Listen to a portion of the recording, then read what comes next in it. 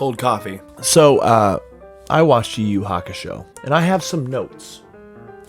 And they're all pretty good notes. How's it going, everybody? My name is Akira. You and my filthy casuals, you cute son of a bitch. That's right, you. I'm talking to you right there in the camera, you cutie patootie. I watched Yu Yu Hakusho, and this is a show. Listen, back in my day, all right, there was this little thing called Toonami. And Toonami is where I watched me some Yu Yu Hakusho once upon a time. I knew two things. I knew demons, well, three things. I knew Dead Boy, and I knew Spirit Gun. Pew, pew. I fucking love that show. Now, mind you, do I remember much of it? No. 25 years later, since I last watched Yu Yu Hakusho, and I had some thoughts, I had some notes. I wanted to tell you about my feelings watching all of Yu Yu Hakusho in over about 2 weeks, 2 to 3 weeks. I burned through that shit. It's great work for cardio. Akira, what the fuck is Yu Yu Hakusho? Well, Yu Yu Hakusho is an anime that came out in the 90s. I hesitate to say this. Is Yu Yu Hakusho better than Dragon Ball Z?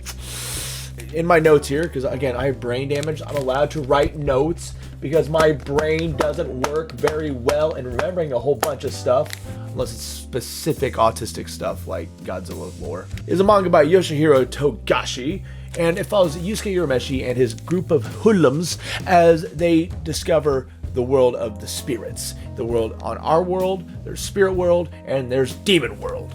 And let me tell you, it is a hoot and a holler. You can tell I'm from Indiana because I say hoot and a holler. Are you going, Akira? Please stop with that little voice. That's gonna drive me fucking insane. I think you're gonna pull me over just because of my skin color. And no, it'd be because you're a demon. But it is a show that I decided, you know what? I'm gonna go back. And just like I am with video games, I'm going to play all my old retro games. I'm going to discover all the stuff that I have heard about or I used to watch and watch it with a grown-up context because I am a big person now with beautiful hair and somewhat stable mentality. I wanted to watch Yu Yu Hakusho to get a full understanding of it because I grew up watching it and I stopped watching it. Was it as good as I remember or was it absolute shit? Well. I hate to break it to you, but it was probably one of the best things I have watched in terms of anime. Like, I'm sorry. God damn, I fucking loved this show. All the characters were neat. Everyone in it was fun. The voice acting, listen, in terms of sub versus dub, I'm very ambivalent towards it. As long as it's good, I don't care. I didn't watch the sub. I watched the dub because that's what I grew up with. And man, pretty good dub. There's some wonky lines here and there. There's some characters that I'm like, why did you cast that guy as that voice? Makes no sense to me. But everyone else in it, Kuwabara, my goat, Hiei, double goat, you're great. I love you. Thank you. Akira, okay, listen. You're telling us you love it. Great. You think the animation is some of the best drawn animation. The fighting is great. The pacing's great. The music's awesome. By the way, Smile Bomb. Can we talk about Smile Bomb and how they're the one anime that I can recall off the top of my head other than like Cowboy Bebop and like the big names. But they're the one anime that they were like, hey, we're going to write a song that does not fit at all with the vibe of the show, but it's gonna pop so hard that we're gonna still talk about it, 30 years later. Good on you. Smile Bomb rules. Even the ending credit songs are amazing. They're all like, I'm doing this while I'm doing cardio. I'm doing this. I'm sitting there going this, and while Smile Bomb's playing, after we go to the next intro, I'm doing my cardio and I'm dancing. I'm going. I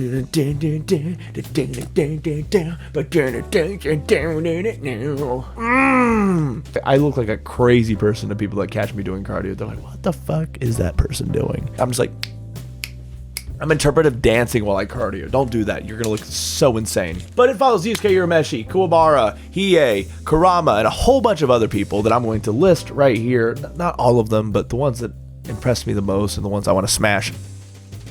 You follow all these people fighting, doing whatever, having deep interpersonal conflict, might I add, that was very surprising to me because God knows I don't think Dragon Ball Z managed to even touch the core of that, except maybe Gohan, but did they really do anything with it? No.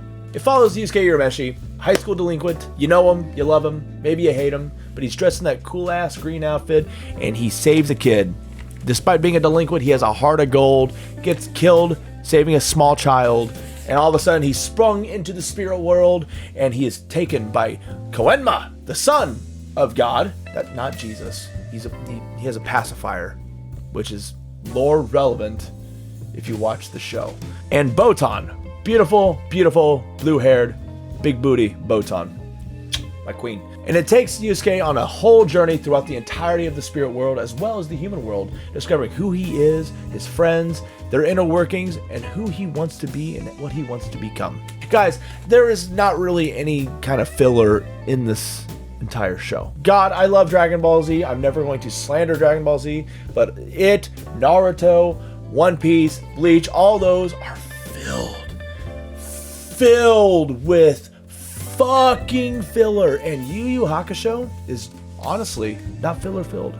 Everything has a rhyme and a reason. It all leads to somewhere. All the characters are interesting. They're funny. Kuwabara, whose voice might be annoying to some people, especially with the dub, but man, Kuwabara is so funny. He's so witty and he's so silly. Yusuke's the same. Like, no one is privy to being so serious that they can't make a funny joke.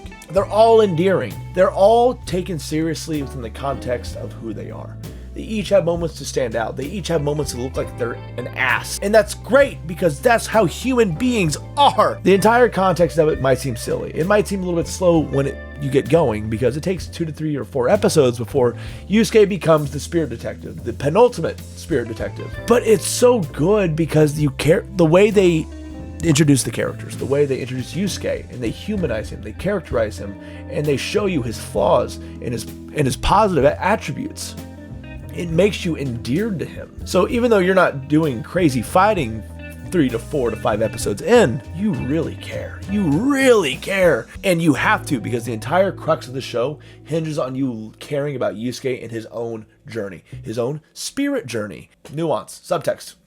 I'm on it, baby. Let me go through the list of people here. Okay, Yusuke, very loud, but very self-serious person. Mom's an alcoholic, dad does not exist. He's rough and tough, but deep inside, he's someone who cares about his friends, cares about people around him, is in love with a girl who, honestly, I'm surprised stuck around him, but that shows the character of how she is. God bless her. Keiko is she's a little sweetheart. If you like Tifa Lockhart, you'll like Keiko. But Yusuke is someone who will do anything for his friends, and he cares about them very seriously, even though he hides behind the persona of being a braggadocious ignoramus. Kuwabara, very much in the same ilk as Yusuke, but obviously not as tough.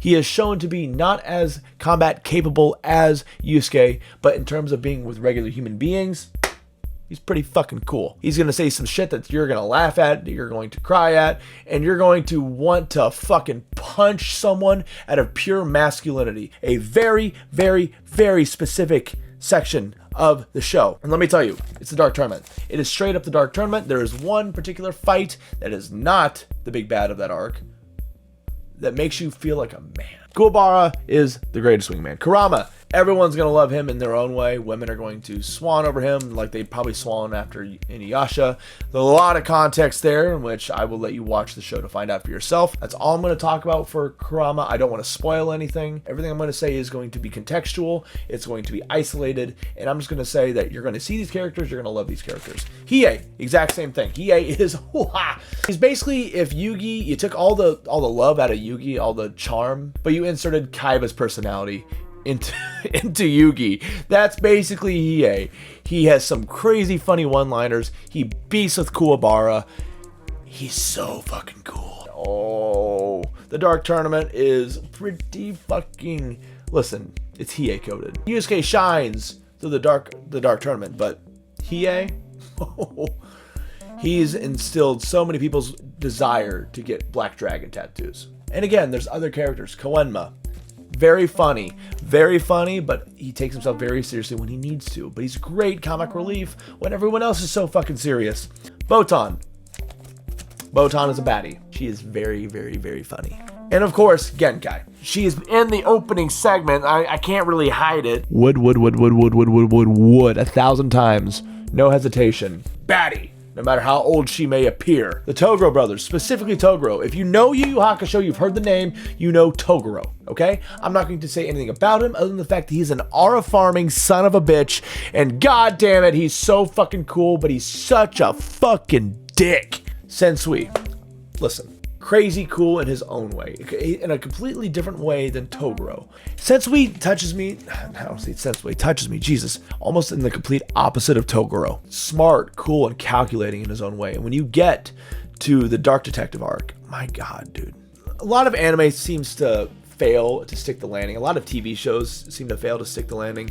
Stranger Things is a perfect example. Game of Thrones is another example. Any real American TV show kind of fails to hit the mark, except for you, Sopranos, and for you, Breaking Bad.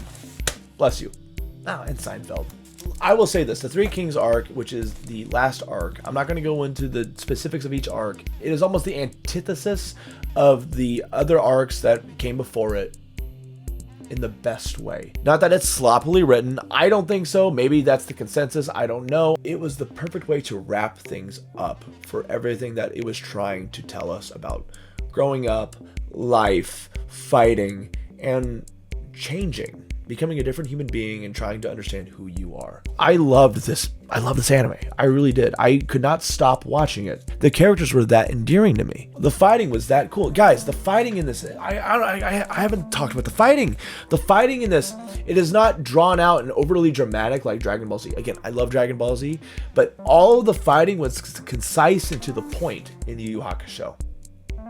Now, mind you, there are some questions I have about why some things weren't utilized. Spirit shotgun. I remember all of the fights. Everything was done and choreographed in such a way that it is memorable to me. In the Dark Spirit arc, I don't know what they called that arc with Sensui. It is weird that it basically became JoJo's Bizarre Adventure because they use something called territories and you'll have to watch to see what that means.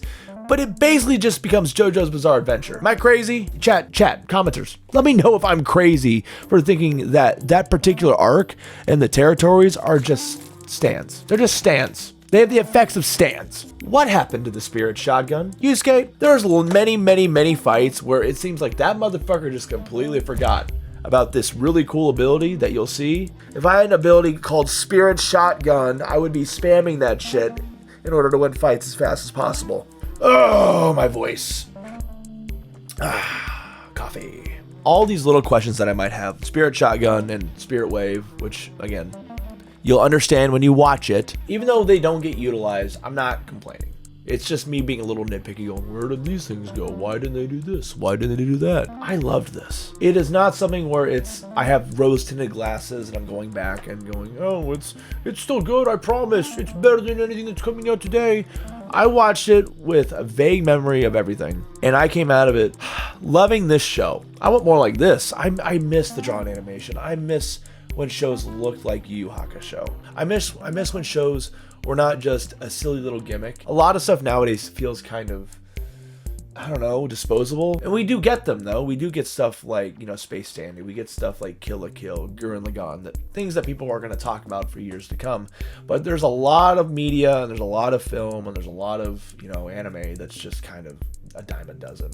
So now I'm going to try to watch Gundam Wing. That dub is rough.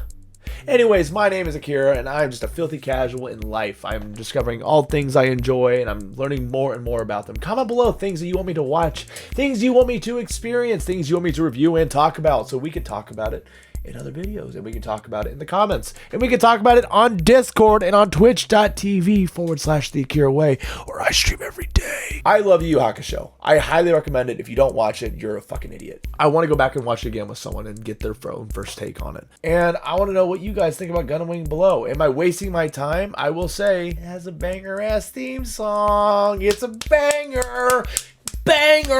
Please comment below, and if you want to support me, support my dog who's not in here, support my snake who's in the other room as well, and you want to support the dream of me being Akira 24/7, being a crazy person that whispers into a microphone and talks at 1,000 miles an hour here at the end of these videos, please give it a little subscribe.